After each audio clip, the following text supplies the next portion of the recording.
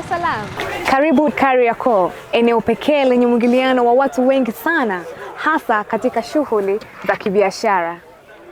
Kwa neema ya Mungu, kanisa la Waadventista wa Sabato Kariakoo limepata nafasi ya kipekee sana kupata floor ya kudumu ya kuabudia. Ni eneo la kimkakati kiutume ambapo watu wa dini, makabila na mataifa mbalimbali hufika kila siku kwa ajili ya shughuli za kibiashara na mahitaji mbalimbali.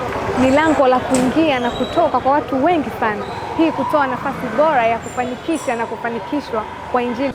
Tuko katika ununuzi wa floor moja ambayo mpaka sasa tumeshailipia milioni 116. Bado tuna upungufu wa milioni 184.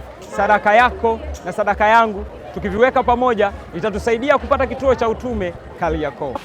Tarehe 18 mwezi wa 10 2025 kutakuwa na changizo kubwa katika kanisa la Waadventista wa Sabato Ilala. Hivyo toa mchango wako kupitia akaunti zifuatazo.